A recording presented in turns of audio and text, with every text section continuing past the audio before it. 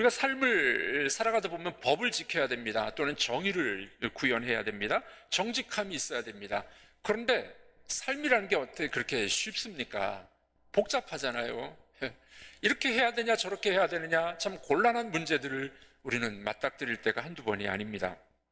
그리스도인으로서 말씀대로 살아가야 되는데 또 하나님이 요구하시는 그 거룩함을 추구해야 되는데 정말 우리가 그렇게 살아갈 수 있느냐? 자, 우리에게 숙제가 아닐 수가 없습니다. 자, 우리의 구원은, 우리가 예수님을 믿고 구원받은 것은 정말 그 구원이 우리에게 주시는 바, 하나님이 우리에게 원하는 삶이 무엇이냐? 구원이란 뭐냐? 그리고 그 구원이 온전함이 이루어져야 돼. 온전한 구원이 이루어져야 되는데 온전한 구원은 어떻게 이루는 것이냐? 그 답을 베드로 사도가 우리에게 알려주게 됩니다. 우리가 베드로전서를 살피고 있는데 베드로전서 앞부분에는 그리스도인의 정체성을 이야기하는 거예요. 우리들은 흩어진 나그네요, 하나님의 택하심을 받은 백성으로서 저 천국을 향해 걸어가고 있지만 이 땅에 뿌리를 받고 이 땅에서 꽃을 피우며 그리스도의 향기를 바라고 살아가는 사람이 그리스도인이다. 1장 초반부에는 그 말씀을 하신 거예요. 오늘 말씀 1장 13절부터 4장 6절까지 내용은요, 그 뒤 중간의 내용은 그러면 이 택함 받은 하나님의 백성, 이 세상 속에서 어떻게 살아가야 되느냐, 세상 속의 제사장 역할을 어떻게 감당해야 되느냐, 그런 말씀을 우리에게 알려주게 됩니다. 하나님으로부터 구원받은 하나님의 백성, 온전한 구원을 이루어가는 방식은 무엇일까요? 오늘 베드로의 이야기를 성경에서 우리가 찾아봤으면 좋겠습니다. 먼저 첫 번째로 온전한 구원이란 무엇이냐? 그거는 하나님을 닮아가는 겁니다. 자, 우리 한번 따라해 보겠습니다. 온전한 구원이란 하나님을 닮아가는 것입니다. 네, 온전한 구원, 구원은 우리가 예수를 믿음으로 구원을 받죠. 믿음으로 구원을 받는데 이 구원은 단번에 이루어지는 것이나 그러나 완성, 온전함이 있어야 된다는 거예요. 온전한 구원이 이루어지려면은 하나님을 닮아가야 되는 거죠. 하나님을 닮아가요. 예, 거룩한 삶을 살아서 하나님을 닮아가는 것이 온전한 구원이다 라고 성경은 우리에게 알려주게 됩니다. 예수님을 믿고 구원받아서 우리가 정말 이 성자가 됐으면 좋겠는데 또 거룩함을 온전히 이루었으면 좋겠는데 그 마음대로 잘 안 되잖아요. 요즘에 교회에서 있는 그런 유머스러운 이야기 있지 않습니까? 집사, 교회 안에서는 집사인데 교회 밖을 나가면 잡사더라, 이런 이야기. 목사님들도 또 목사님들끼리 하는 이야기가 또 있어요. 내가 목사인데 내가 목사인지 먹사인지 모르겠다. 목회, 목사, 그리고 집사, 그 직분을 잘 감당해야 되는데 정말 그 사명을 거룩하게 하나님이 원하시는 대로 제대로 이루고 있느냐, 우리에게 숙제가 아니겠습니까? 성경은 우리 성도들을 향해서 거룩하라라고 말씀합니다. 특별히 레위기에 그런 말씀이 많이 나오는데 우리 레위기 19장과 20장 한번 읽어보도록 하겠습니다. 다 같이 읽겠습니다. 너는 이스라엘 자손의 온 회중에게 말하여 이르라. 너희는 거룩하라. 나 여호와 너희 하나님이 거룩함이니라.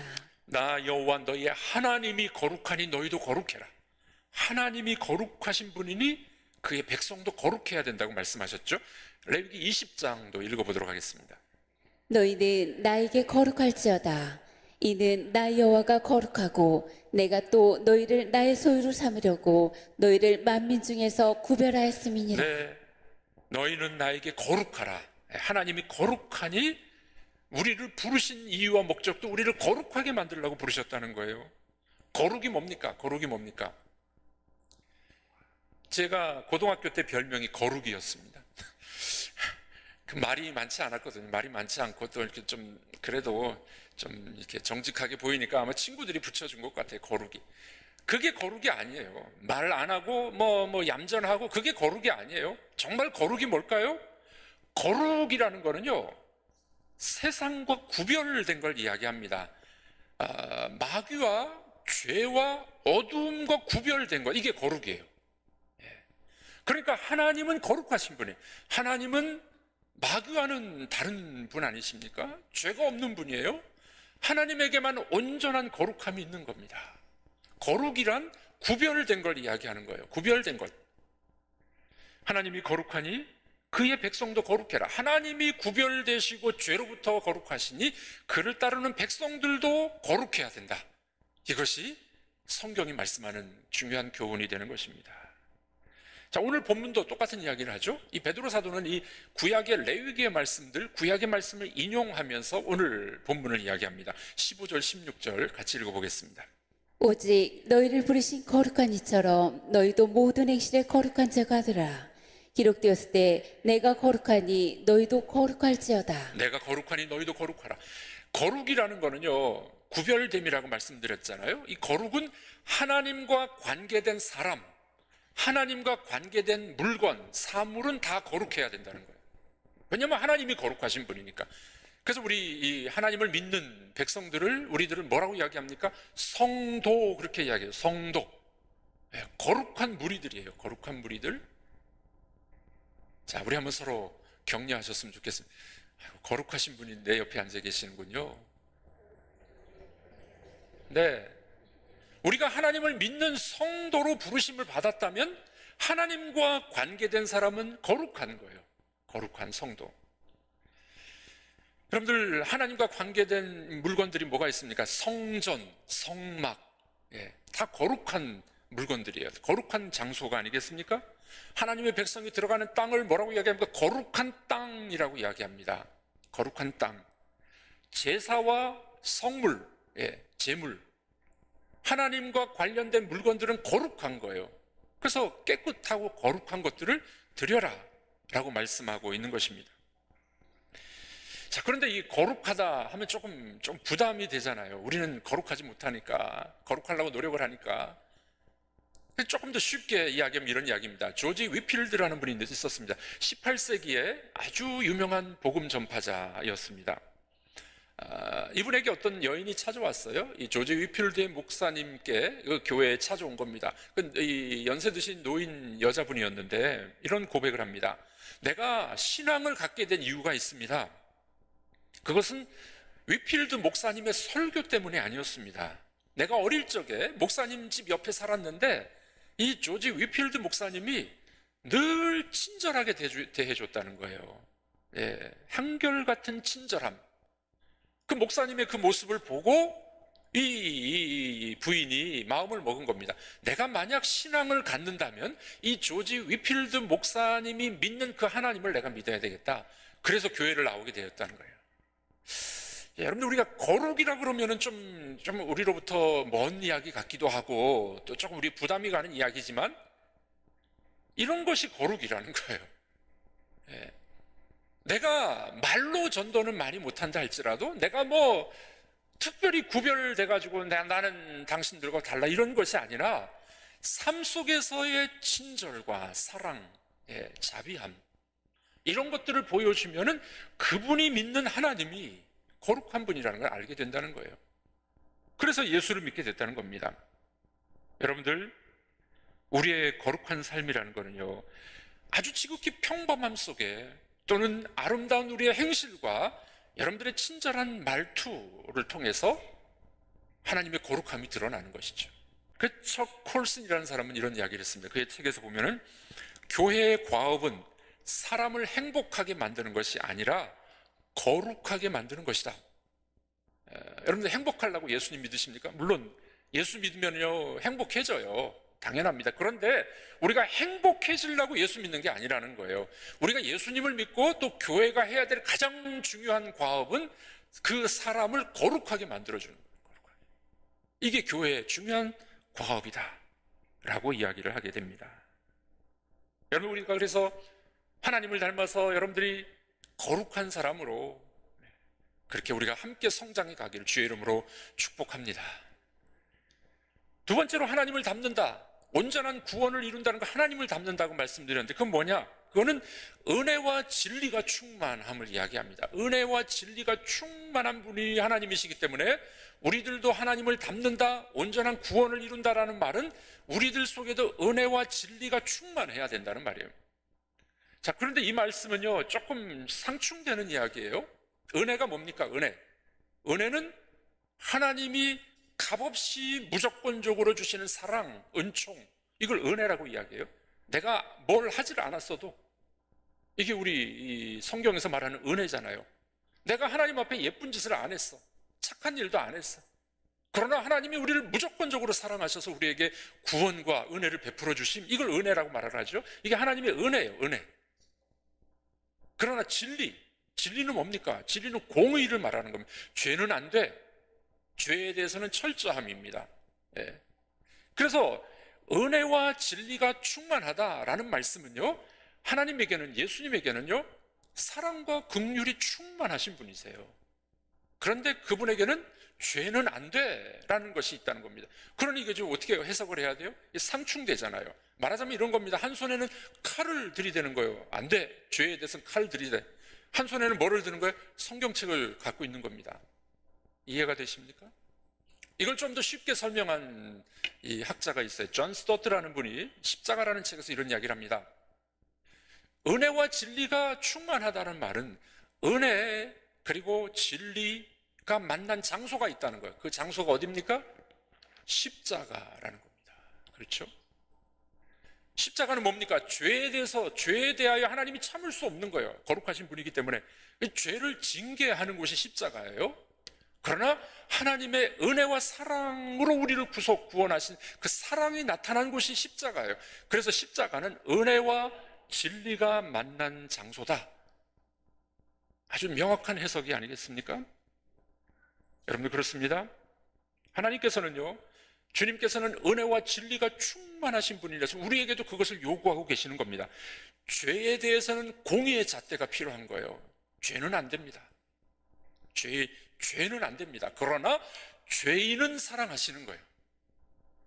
놀라운 하나님의 은혜가 아니겠습니까? 예. 죄를 범한 사람은 죄에 대한 대가를 받아야 되지만 그 죄인을 미워하지 말고 죄인은 사랑하라. 이것이 십자가의 정신이 되는 것입니다. 그래서 주님께는 은혜와 진리가 충만하셨어요. 은혜와 진리.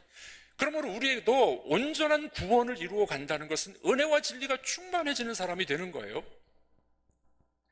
자, 우리에게 한번 적용을 해보겠습니다. 여러분들, 우리는 보통 이러잖아요. 나한테는 관대해. 내가 하면은 로맨스야. 내가 하면 로맨스. 나한테는 너무 관대해. 남이 하면은 불륜. 남이 하면은 죄야, 이건. 남을 비판하는 거예요. 우리나라에서 그 만든 말이 있잖아요. 뭡니까? 내로남불. 내가 하면 로맨스요. 남이 하면 불륜이다. 우리는 그런 잣대를 대기가 쉬워요. 그런데 하나님에게 은혜와 진리가 충만하신 분은 그렇게 하지 않는, 거꾸로 하는 겁니다. 거꾸로. 나에게 대해서는 공의로워야 돼요. 나는 죄에 대해서 또는 내가 진리에 대해서 나에게는 공의의 잣대를 대야 돼요. 남에게는요, 은혜의 잣대를 대라는 말입니다. 아멘이십니까? 여러분 너무 잘 들으셔가지고 집중을 하셔가지고 아멘 할 것도 잊어버리시는 것 같아요. 여러분들, 이것이 십자가의 정신이라는 겁니다. 죄에 대해서는 단호함이 있어야 되되 죄인을 사랑하는 거예요. 나에 대해서는 엄격함이 있어야 되되 남을 용납하고 사랑하고 덮어줌. 이것이 바로 십자가의 정신이요, 은혜와 진리가 충만한 우리의 모습이 되어야 될 줄로 믿습니다. 참 쉽지 않죠. 그래서 이런 삶을 살아가는 게 쉽지 않은 일입니다. 그래서 저도 거룩이라 그랬잖아요. 근데 제가 거룩하지 못했거든요. 근데 조금씩 주님을 닮아가고 알아가는 방법이 있습니다. 제가 배운 방법이 있어요. 그것은 매일 하나님의 말씀을 읽고 묵상하고 큐티하고 적용하려고 노력해보니 한 걸음 한 걸음 주님을 닮아가는 거예요. 조금씩. 아직도 제가 이제 허점이 많거든요. 아직도 부족한 게 많이 있지만 그럼에도 불구하고 한 걸음 한 걸음 주님을 닮아갈 수 있는 비법, 방법, 구원을 온전히 이루어가는 방법이 뭘까요? 그 매일 하나님의 말씀을 묵상하는 거, 읽는 겁니다. 그럼 성경 읽는 방법 중에 하나인데요. 맥체인 성경 읽기 표라는 게 있어요. 맥체인 성경 읽기. 이렇게 검색하시면 앱을 깔 수가 있어요. 이 스마트폰에. 우리나라 사람들이 하루에 스마트폰을 보는 시간이 보통 평균 2시간이랍니다. 2시간, 평균이 2시간이니까. 내가 보고 싶은 것은 2시간, 3시간, 4시간도 봐요. 그런데 성경은 잘 안 보잖아요. 그래서 이 스마트폰에 그 앱을 까는 겁니다. 15분이면은요, 하루에 4장씩 읽습니다. 쭉 읽을 수가 있어요. 매일매일 하나님의 말씀을 가까이 하시고, 그래서 여러분들이 주님의 거룩을 닮아가는 여러분들이 되기를 주님의 이름으로 축복합니다.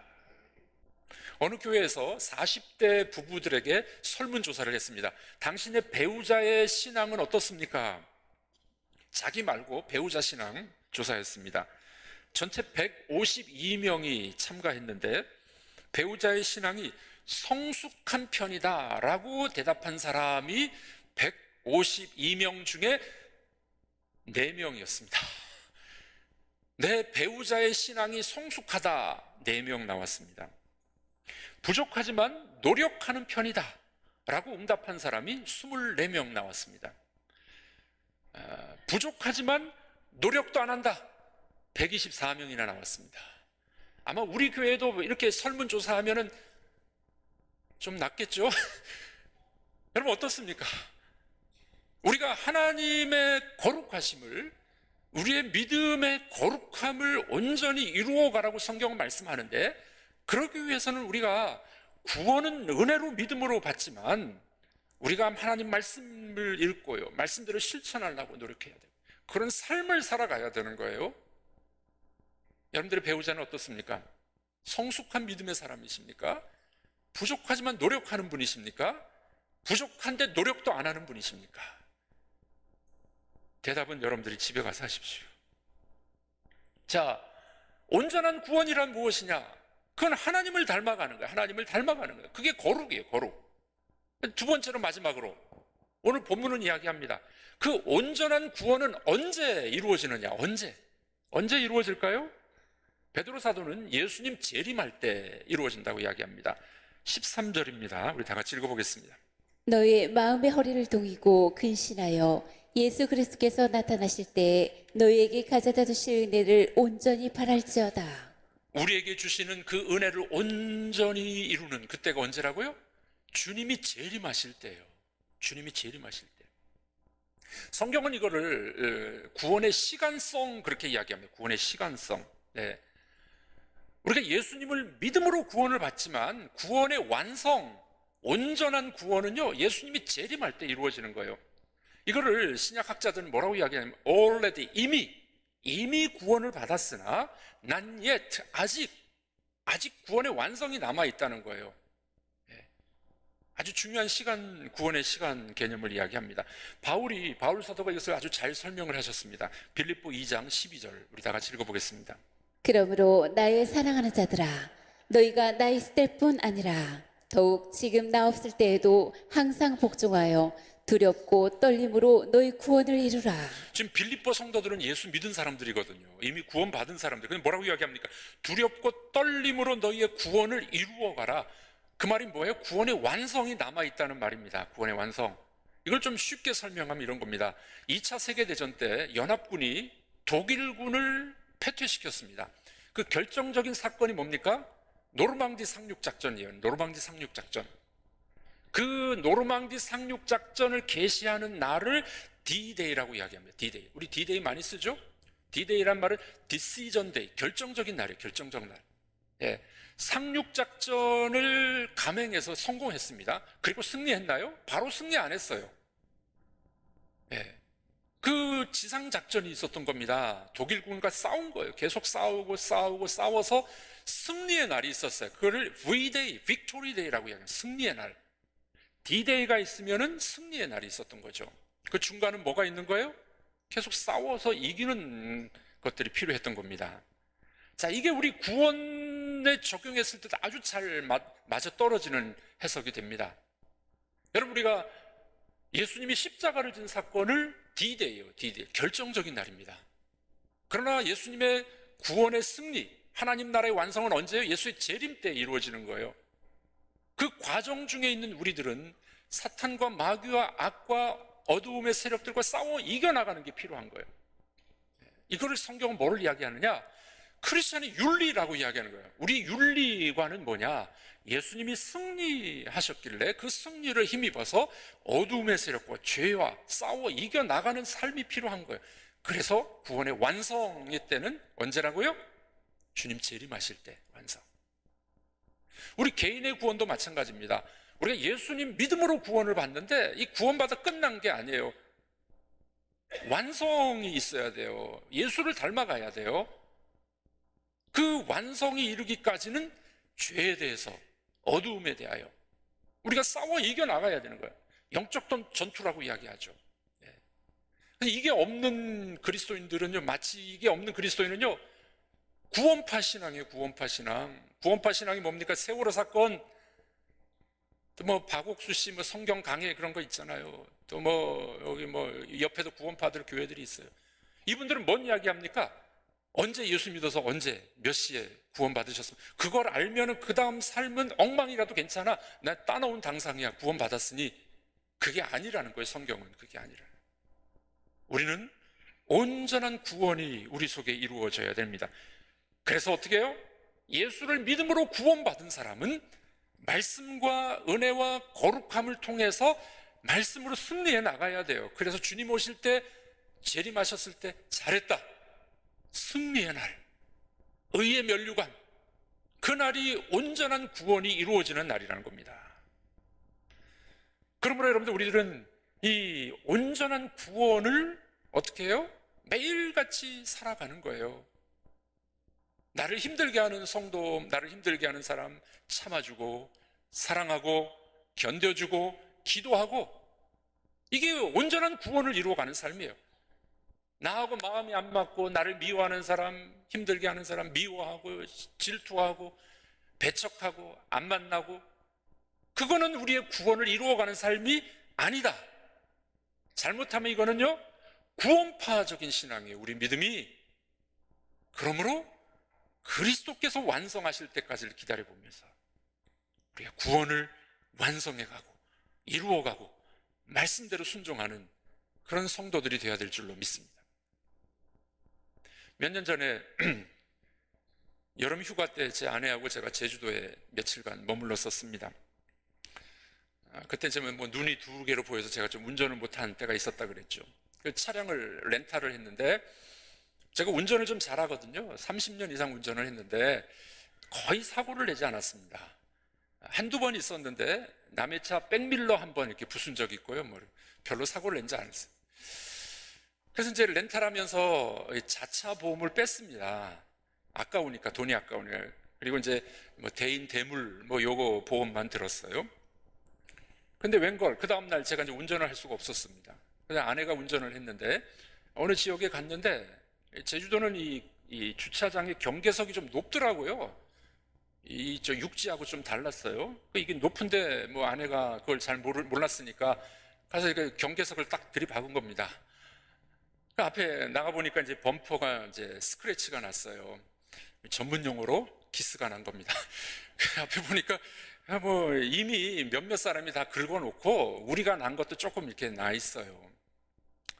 참 조금 마음이 그랬습니다. 이제 차를 반납하러 갔어요. 반납하러 가서 양심상 말을 안 할 수가 없었어요. 그래서 이제 사실대로 직원에게 말했습니다. 우리가 살짝 박아가지고 이렇게 조금 스크래치 났다고. 그랬더니 제 마음은 그렇게 좀 봐줄 줄 알고 이렇게 했더니만 이 직원이 좀 이상하다는 눈치로 보는 겁니다. 그러면서 말하지 않아도 될 거를 말했다라는 뭐 눈치를 이렇게 하면서 이야기를 합니다. 말씀하셨으니 돈을 내야 됩니다. 18만 원입니다. 이 마음이 조금 내가 말 안 하고 그냥 갔으면 내가 그래도 양심상 말을 안 할 수가 없었어요. 아마 세상 사람들이 보면 뭐라고 했을까요? 바보, 그냥 가지 라고 말할 수도 있었던 일이었습니다. 그러나 여러분들, 하나님이 보시기에, 주님이 보실 때 주님의 바보가 되는 것은 어떨까요? 세상이 우리를 바보라고 말할 수 있으나 우리는 주님의 바보로 살아가는 것이 거룩함을 이루어가는 우리의 한 걸음 한 걸음이 될 수가 있다는 겁니다. 사랑하는 성도 여러분, 작은 일입니다. 거룩은 뭐 거창하고 큰 이야기가 돼야 되지만, 그러나 하루하루 말씀에 순종하고 주님 닮아가고 사랑과 선행을 베풀어 가며 우리의 삶 속에 그 주의 모습이 드러나게 되면 어느덧 우리는 주님을 닮아가서 온전한 구원의 사람으로 하나님이 잘했다 칭찬하시는 날이 오게 될 줄로 믿습니다. 여러분들은 구원을 어떻게 생각하십니까? 예수 믿고 구원받았으면 끝이지가 아닙니다. 주님 다시 오실 것을 바라보시면서 한 걸음 한 걸음 믿음으로 걸어가는 여러분들이 되기를 주님의 이름으로 축복합니다.